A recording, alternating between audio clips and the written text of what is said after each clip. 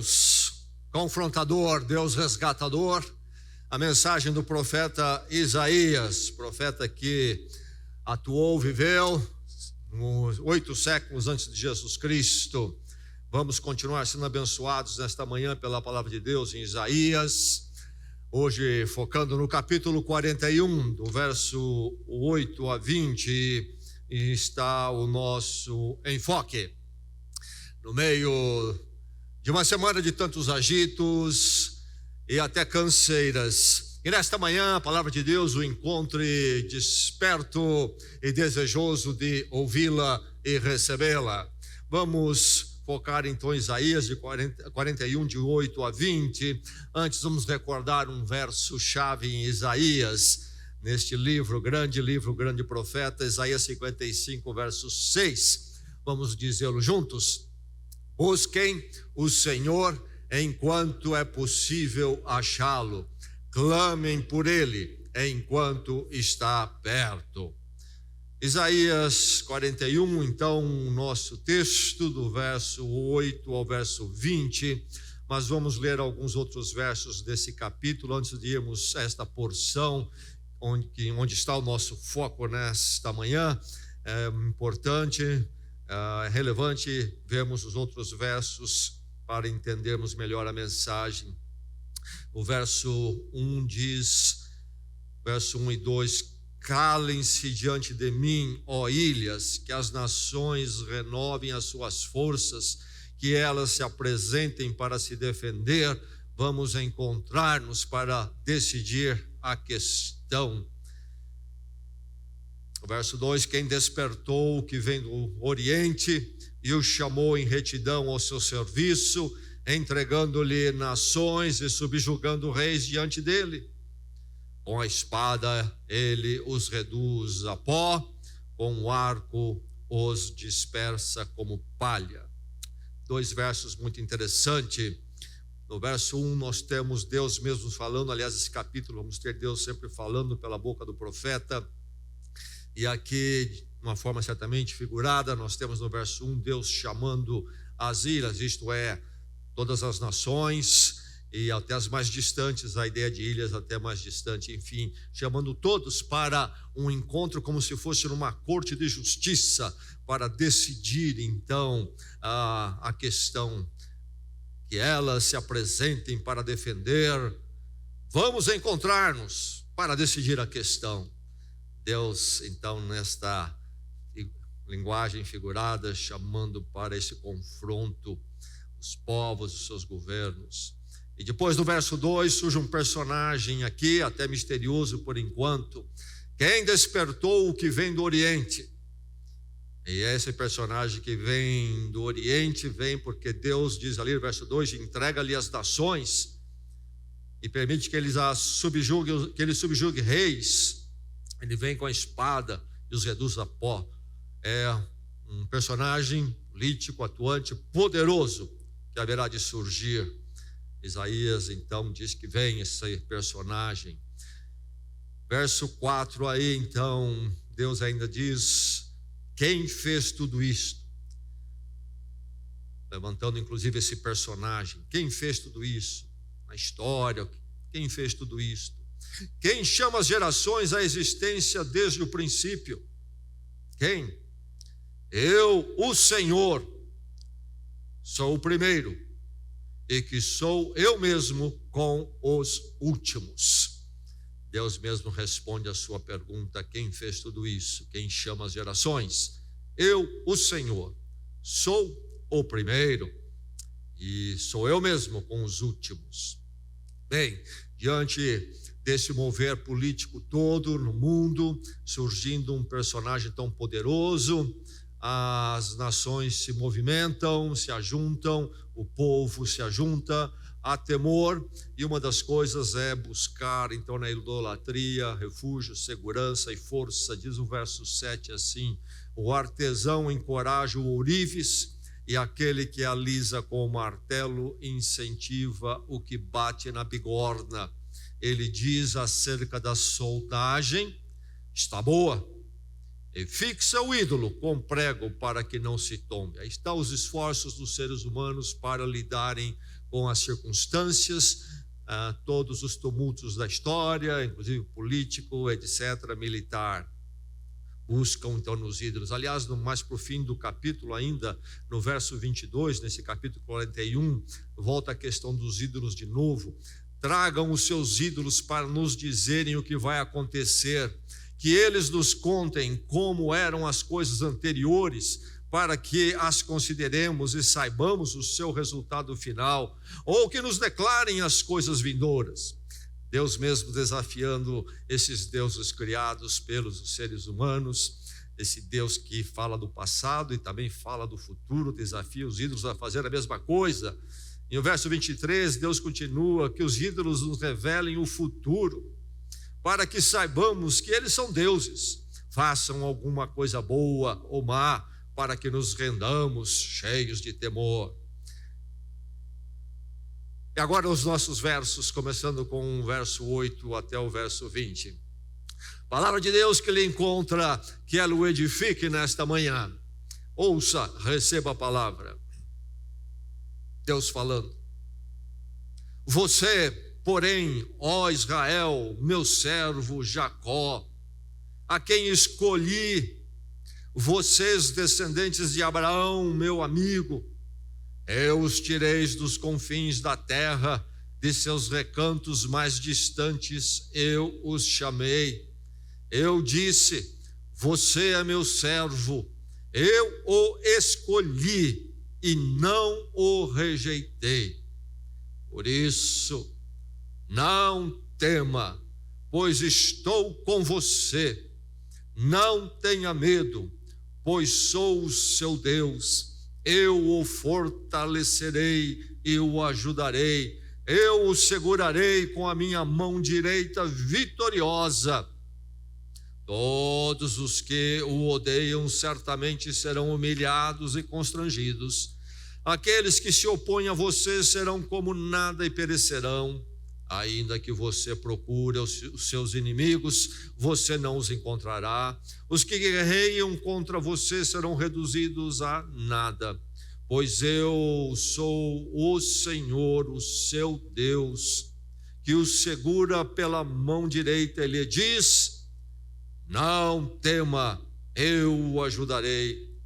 Não tenha medo, ó verme Jacó, ó pequeno Israel, pois eu mesmo o ajudarei, declara o Senhor, seu Redentor, o Santo de Israel.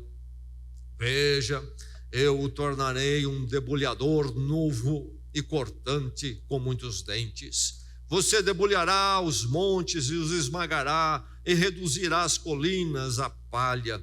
Você irá peneirá-los, o vento os levará, e uma ventania os espalhará, mas você se regozijará no Senhor, e no Santo de Israel se gloriará.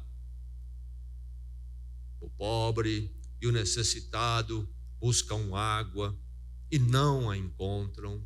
Suas línguas estão ressequidas de sede, mas eu, o Senhor, lhes responderei. Eu, o Deus de Israel, não os abandonarei. Abrirei rios nas colinas estéreis e fontes nos vales. Transformarei o deserto num lago e o chão ressequido em mananciais.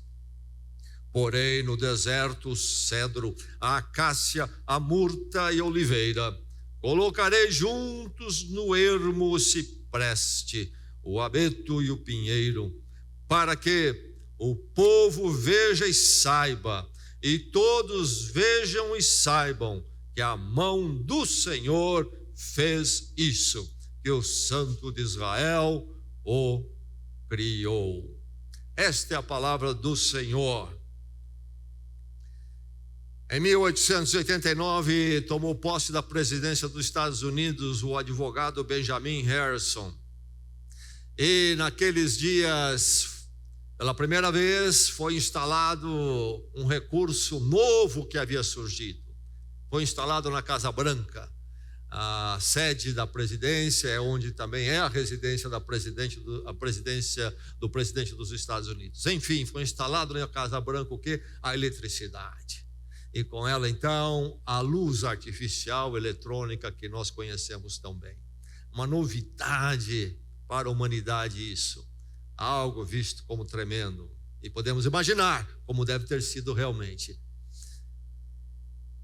Mas era algo novo, desconhecido. E dizem que o presidente Harrison e a sua esposa não tinham coragem de tocar o interruptor.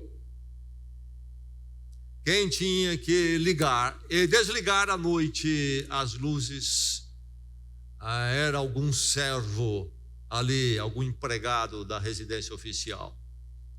E eles iam para o quarto com a luz ligada. E se por um acaso não havia um empregado, eles dormiam com a luz acesa. Por quê? Temor, medo. É impressionante o que o medo faz conosco.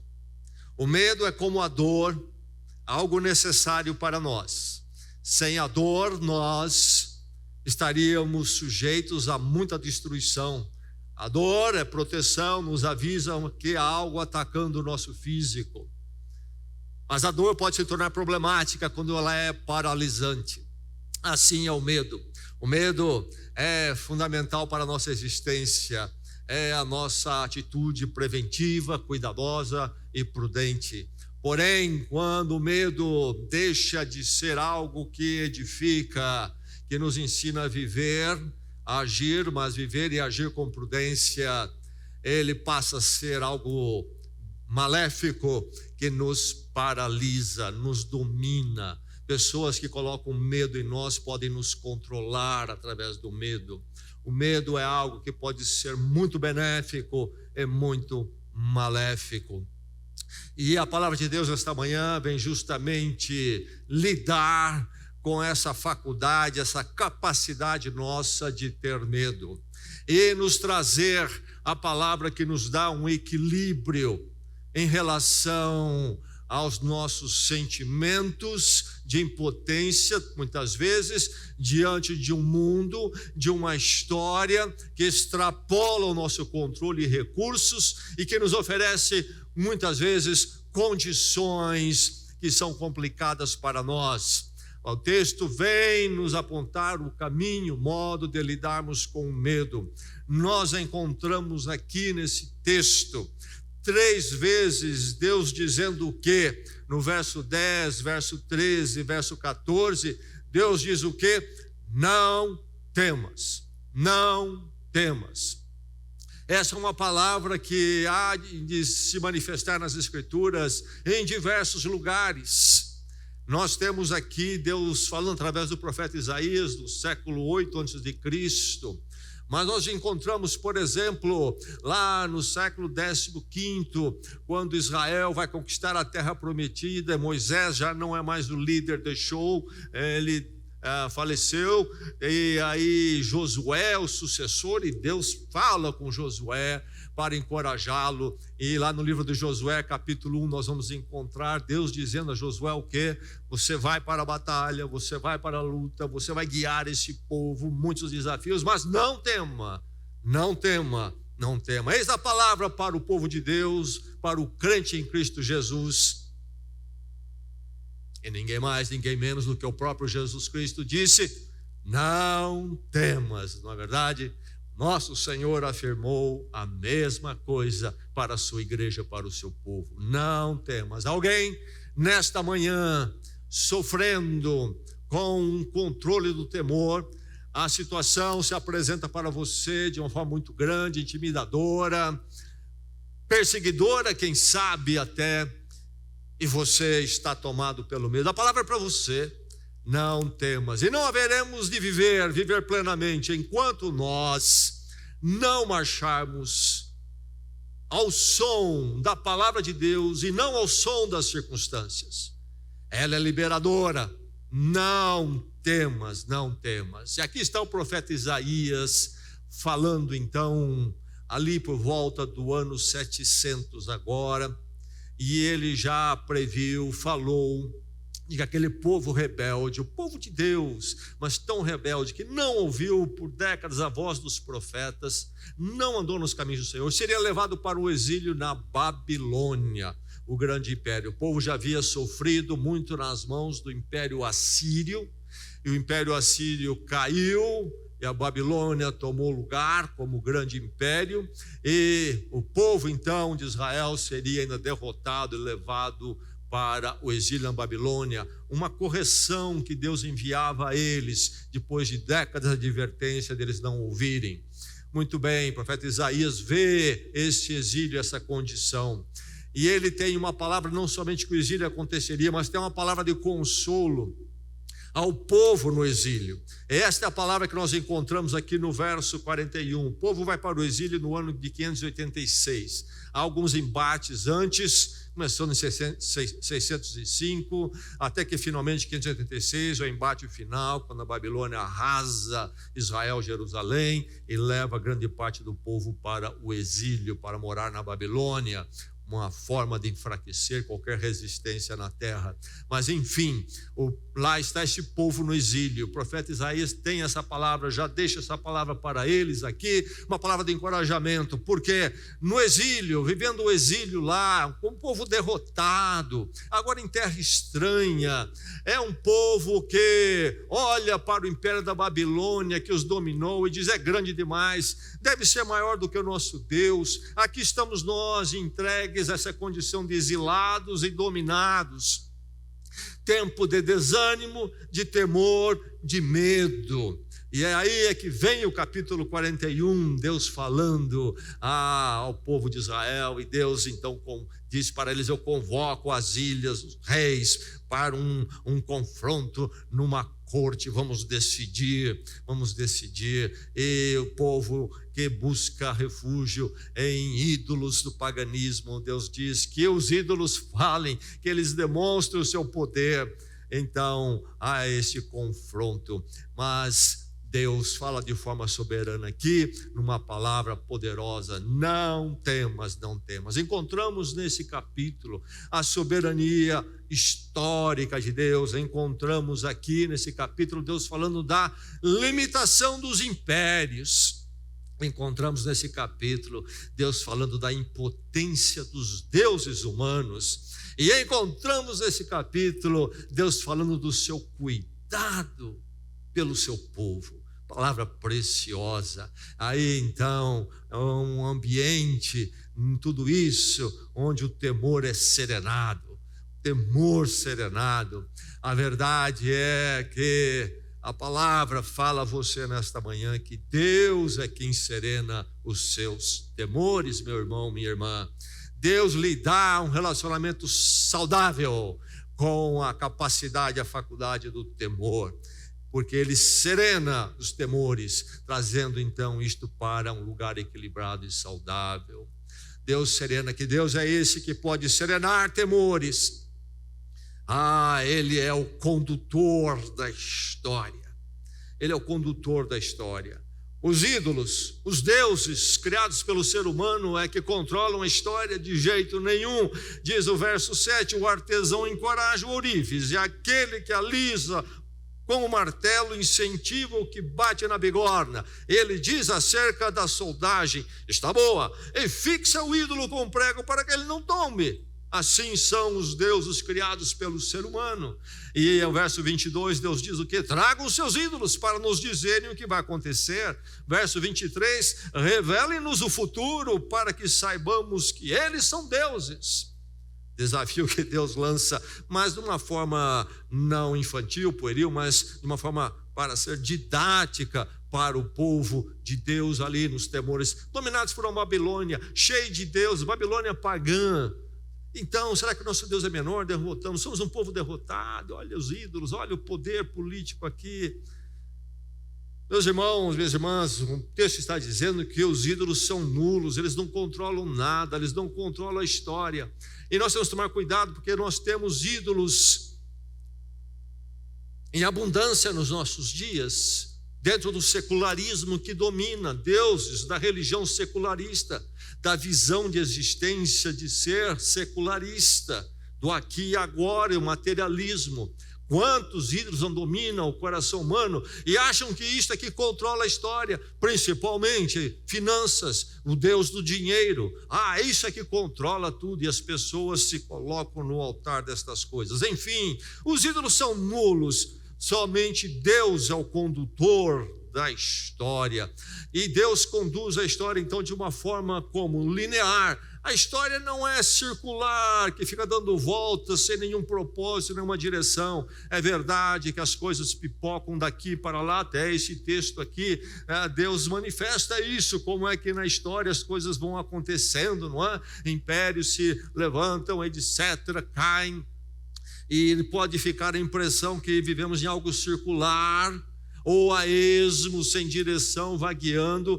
A história humana estaria entregue então ao nada disto, de um vai e vem sem fim. Não, verso 4, Deus fala: quem fez tudo isso? Quem chama as gerações à existência desde o princípio?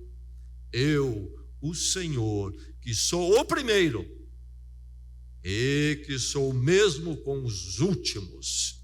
Deus dizendo então que Ele é que conduz a história. Israel ali dominado pela Babilônia. E então estamos entregues ao nada. O nosso Deus é uma ilusão? De forma nenhuma. Parece que é assim, mas a mão de Deus está sobre vocês e sobre a história, é a palavra aqui. Deus conduz do primeiro ao último. Ele que é soberano, Ele é o condutor da história. É o condutor da história da sua vida, meu irmão, minha irmã, aqui nesta manhã. Não são os homens, não são os reis, não são os poderosos, não é a política, não é a economia. Lidamos com isso como aqui nós vemos o povo lidando e tendo que enfrentar. É algo concreto.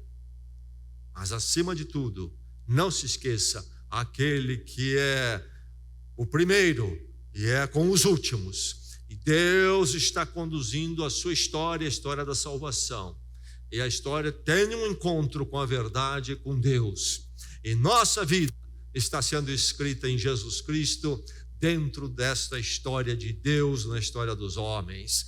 Deus é o condutor da história, dele serena os seus temores. Ele fala aqui de um personagem que haveria de surgir, no verso 2, quem despertou o que vem do Oriente, e o chamou em retidão ao seu serviço, entregando-lhe as nações, subjugando reis diante dele. É interessante que no verso 25 fala de novo do personagem que é o mesmo. Despertei um homem e do norte ele vem. Do oriente ele vem, no verso 2, do norte vem, verso 25. Quem é ele? Nos capítulos à frente, 44 e 45, é dado o nome. Haveria este personagem chamado Ciro. Quem é Ciro? Ciro é um homem da Pérsia. E ele então surge lá na Pérsia como líder, cresce, e ele vai dominar e aglutinar os medos. E ele cria o império medo-persa. E Ciro, liderando este império novo, vai derrotar o império da Babilônia em 539. E agora o império da Babilônia cai. Caiu o assírio, Babilônia subiu. Babilônia cai, sobe Ciro, o medo persa. E ele vem do oriente e vem do norte. Isto por causa do percurso que sua campanha militar política foi feito. Então ele vem realmente do norte, depois do oriente, ou do oriente, depois do norte. E assim há esse personagem que aparece com um nome declarado no capítulo 44 de Isaías e 45, Ciro. E Ciro foi o fundador, então, sabemos pela história, do Império Medo-Persa. Derrota a Babilônia. E ele tem uma política diferente com os povos. Ele permite que eles voltem para as suas terras. E ele, inclusive, encoraja que eles voltem a praticar as suas religiões. E ele, então, financia ou encoraja o restabelecimento da fé de Israel em Israel. O livro de Neemias é sobre isso, o líder Neemias que volta para reconstruir as muralhas de Jerusalém. E antes dele, então, Zorobabel vai liderar Esdras a reconstrução do templo. Enfim, a nova política sob Ciro. Então, O povo está lá na Babilônia. Quem somos nós? Derrotados. E Deus diz: vem do Oriente alguém que vai subjugar todas as nações. E ele age porque eu permito. Mas ele não é o fim, ele também tem o fim em si mesmo. Em todos os movimentos humanos, temos aqui um vislumbre, nunca entenderemos totalmente, que a mão de Deus está sobre tudo. E então este povo que está exilado, e parece que a Babilônia é poderosa e nunca ninguém poderá com ela, e muito menos eles, dominados ali. Deus diz: tem alguém aí, a Babilônia será nada. E aquela promessa de retorno à terra prometida se cumpriria. Deus move impérios para cumprir a vontade dele na vida do seu povo. Deus os levou para o exílio como um corretivo. E Deus mesmo prometeu que teria um fim, a graça dele. Eles voltariam. Deus levanta Ciro para esta obra. Aí estão as conquistas, os impérios se movendo, se agitando, todos datados, todos com limitações. Há um exílio, a correção, mas nada disso é final. Surgem Círios daqui, Círios de lá, nada é final. É a mão do Senhor sobre todas as coisas. Ele é o condutor da história. O seu Deus é o soberano, meu irmão, minha irmã. Ele é que conduz a história. Nunca se esqueça disso. Nas suas circunstâncias, quando elas apertam, como a deles no exílio, nós temos a tendência de focar na circunstância e nos colocar ali como que a cabeça enterrada num buraco, e nós pensamos que aquela é toda a realidade, e não lembramos que o nosso Deus está sobre todas as coisas. Deus é o condutor da sua história. Deus serena os seus temores quando você o conhece no seu poder e glória na história. Mas esse Deus que se manifesta assim é maravilhoso ver que ele é o Deus cumpridor do pacto. Um Deus que trabalha com pacto, com aliança, e um pacto, aliança que ele cumpre. No verso 8, ele vai falar sobre Abraão e vai citar o nome Jacó. Ele diz: você, porém, ó Israel, meu servo, Jacó, a quem escolhi, vocês, descendentes de Abraão, meu amigo, eu os tirei dos confins da terra, de seus recantos mais distantes, eu os chamei. Que coisa maravilhosa. Na história aqui, envolvido aqui, dois personagens. Primeiro, Abraão. Deus primeiramente chamou Abraão para de lá trazer, então, a formação de Israel. Torna-se uma família numerosa, povo, finalmente uma nação, de onde viria Jesus Cristo. Deus chamou Abraão, foi lá buscar Abraão. E é interessante que Abraão mora exatamente nesta região da Babilônia. E Deus diz: não, eu chamei dos recantos mais distantes. Abraão não nasceu na terra prometida. Abraão era lá da Babilônia, Ur dos caldeus é a terra dele. Depois Harã. E Deus vai chamar então Abraão. Deus vai lá e pinça Abraão. Chama Abraão e faz o pacto com ele. Em ti serão benditas todas as famílias da terra. Eu o abençoarei. Farei de você um grande povo. Um homem lá. É interessante que eles estão na Babilônia, terra distante. Não tem mais solução, é muito longe, estamos aqui esquecidos nos rincões, dominados no meio de uma terra estranha. Deus diz: olha, tirei Abraão exatamente daí das terras estranhas, o chamei. O nosso Deus que não conhece espaço, limitação de espaço, barreiras, etc. Enfim, mas esse Deus que vai formar esse pacto com Abraão, então um pacto que permanece com esse povo, e aí vão suceder os patriarcas, filho de Abraão, Isaac, filho de Isaac, Jacó.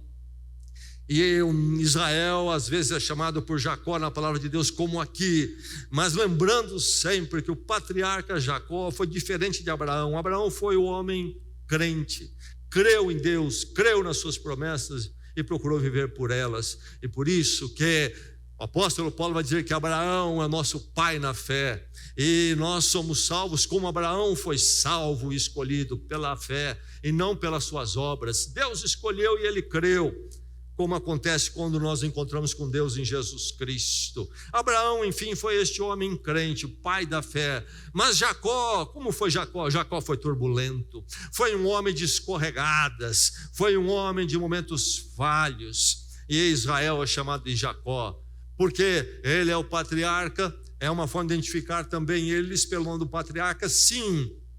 Mas é porque também eles são como Jacó, eles não são como Abraão. Eles também têm escorregado muitas vezes de forma feia diante de Deus, têm falhado de forma feia. E Deus diz: ó Jacó, meu servo. Mas Deus diz o quê? Eu escolhi. Jacó não permaneceu como patriarca e Deus não cumpriu a continuação da sua promessa feita a Abraão através de Jacó, porque Jacó era virtuoso, mas porque Deus escolheu, a graça de Deus estava sobre ele. E assim é com você, com todo crente em Cristo Jesus. Não é porque nós somos os virtuosos, mas porque Deus nos escolheu. Deus nos pinçou em Cristo Jesus e nos trouxe para o seu reino. Nossas vidas estão pactuadas com ele em Cristo Jesus, e ele então é o garantidor deste pacto. Quando Jesus Cristo na ceia do Senhor, naquela noite da sua traição, ele toma o cálice, o que ele diz: este é o pacto no meu sangue,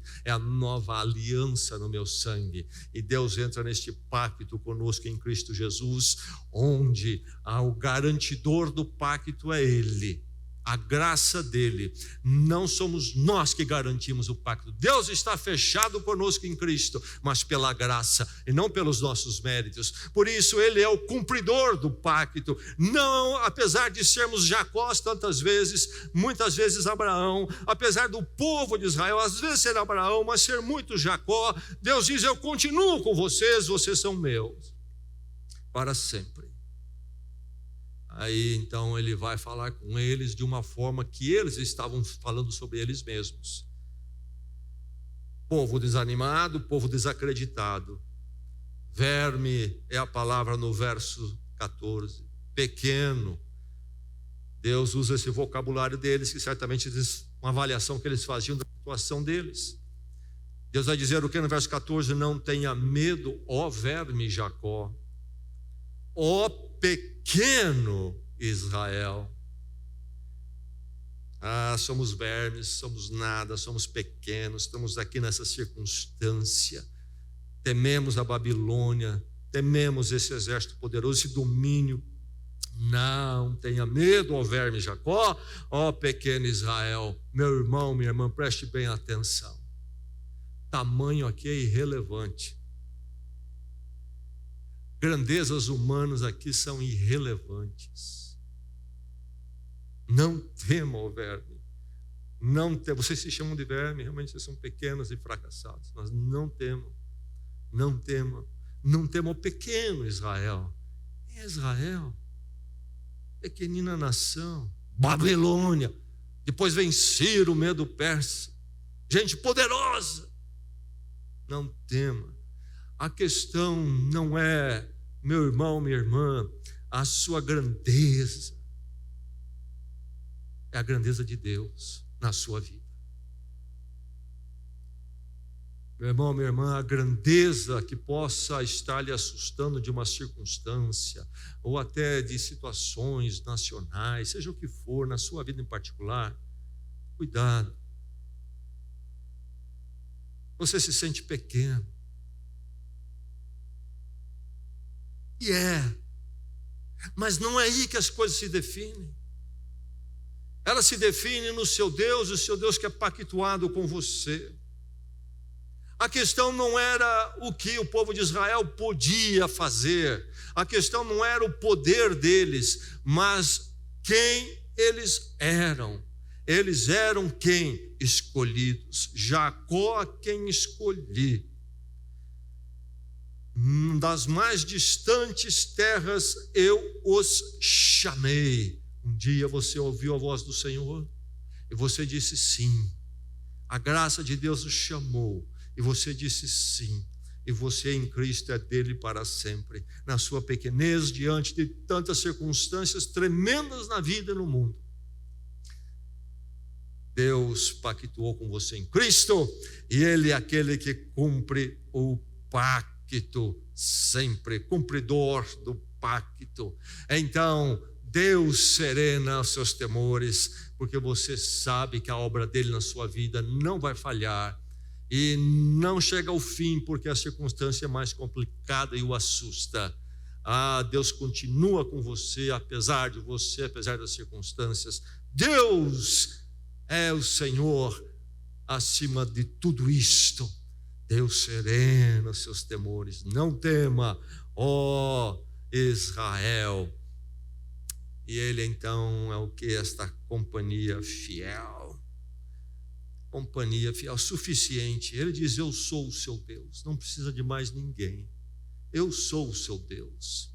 Eu sou Deus realmente seu.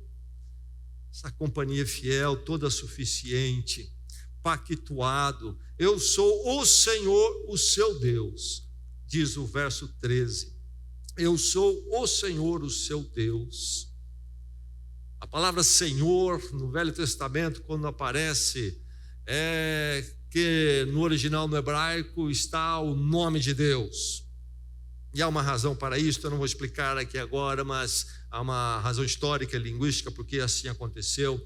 Mas enfim, é a palavra que é o nome de Deus, Yahvé, numa vertente, numa transliteração mais imperfeita, às vezes falamos Jeová, mas Yahvé ou Javé, o nome de Deus. Eu sou Yahvé, o seu Deus. Qual é a importância do nome de Deus, Yahvé? É porque Yahvé era o nome que Israel usava para Deus, ou foi o nome que então foi colocado para o povo de Israel, quando Deus se manifesta em pacto com eles, em aliança com eles, fechado com eles. Essa é a maravilha, é a companhia fiel. Eu sou o Senhor, o seu Deus, isto é, o Senhor Yahvé, aquele que pactuou com você, esta companhia fiel, sempre presente. Verso 10 diz o que? Eu sou o seu Deus, eu estou com você. Esse Deus suficiente, sou o seu Deus. Não preciso mais nada. E eu sou o Senhor, isto é, Yahvé pactuado com você, é um Deus pactuado com você. É também esse Deus, então, que não os deixa aqui, não os abandona. Eu estou com você, meu irmão, minha irmã, Deus está com você. Nunca se esqueça disto. Na graça pactuada dele, Deus está com você. O que é que Jesus Cristo vai dizer naquelas últimas palavras de Mateus 28, verso 20? Eu estou com vocês, ou estarei com vocês até o fim dos tempos. Quando você lê o ensino de Jesus derradeiro, naquela noite da sua traição, quando ele celebra a ceia com o Senhor, você lê lá então os ensinos, as revisões que ele faz aos seus discípulos em João. Começa no capítulo 13, vai até o 17, você vai encontrar ele falando ali no capítulo 16 sobre o outro Consolador que viria estar com eles, o Espírito da verdade, o Espírito Santo. Não mais a presença física de Jesus, mas ela manifestada a nós através da ministração do Espírito Santo. É o que Deus diz para o povo e em nós, em Cristo, se cumpre de forma maravilhosa. Eu estou com você. Deus não está com a Babilônia, Deus não está com Ciro, eles são apenas instrumentos de Deus e eles fazem algumas coisas conforme Deus permite e servem aos propósitos de Deus, mas Deus tem um julgamento também para eles. Mas Deus está com o pequeno Israel, Deus está com o verme Jacó, Deus está com você, meu irmão. Eu estou com você, estarei com vocês todos os dias, diz Jesus Cristo. Lembre-se da companhia fiel do Senhor. Quando todo mundo for embora, o Senhor vai estar lá. Quando você entrar na sala de cirurgia e vem o enfermeiro, aplica um pré ali, sedativo, seja lá o que for, E aí você da maca é empurrado, quem sabe o filho, a filha, quem sabe a esposa, o esposo, caminhando lá da maca no corredor, e é um tchau, tchau, tchau, e daqui um pouco o enfermeiro diz, agora você fica diante de uma porta, e você entra. Deus está com você.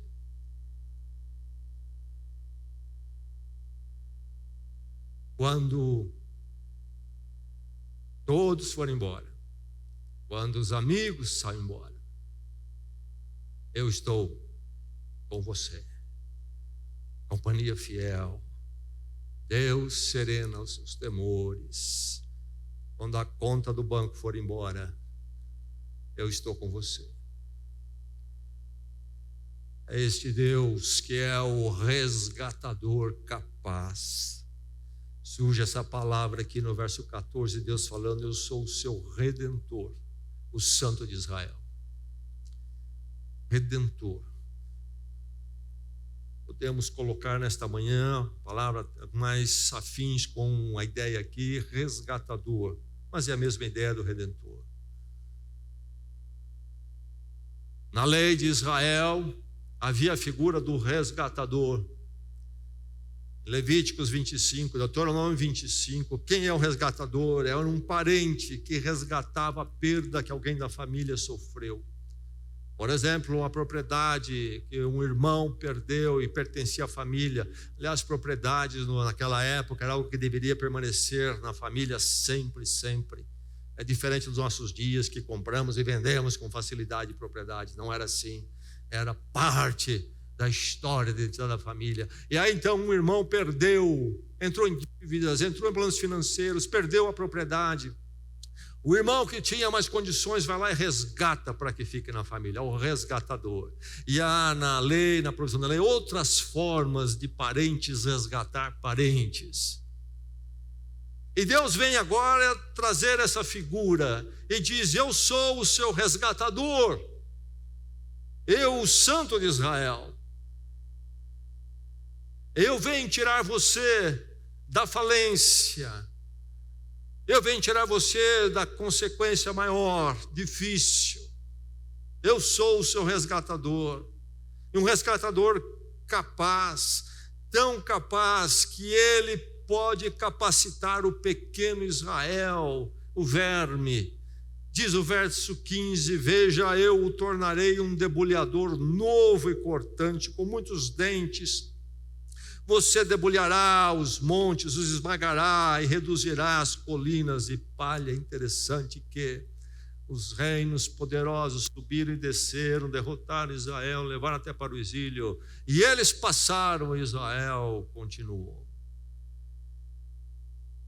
Pequenino e poderoso. Se é pequenino e poderoso, não é poderoso porque é pequenino não é poderoso. É um pequenino poderoso porque há um Deus resgatador capaz, poderoso, para pegar então este derrotado, levantar e fazer ele permanecer e prevalecer. E eu e você temos o resgatador capaz em nossas vidas, Jesus Cristo, que na cruz se deu por nós e nos resgatou da condição de derrotados, falidos, e nós nos tornamos então capazes de continuarmos e avançarmos apesar de tudo, porque esse resgatador nos dá força, nos direciona, nos capacita, e nós podemos avançar, e com ele no meio de muitas lutas vamos continuar. E agora entra aqui nestes versos 17 e 18, uma figura que nós chamamos de escatológica, isto é, as coisas dos últimos tempos, como Deus direciona a história do seu povo. Diz o verso 17, o pobre e o necessitado buscam água e não a encontram, suas línguas estão ressequidas de sede, mas eu, o Senhor, lhes responderei. Eu, o Deus de Israel, não os abandonarei. Abrirei rios nas colinas estéreis e fontes nos vales.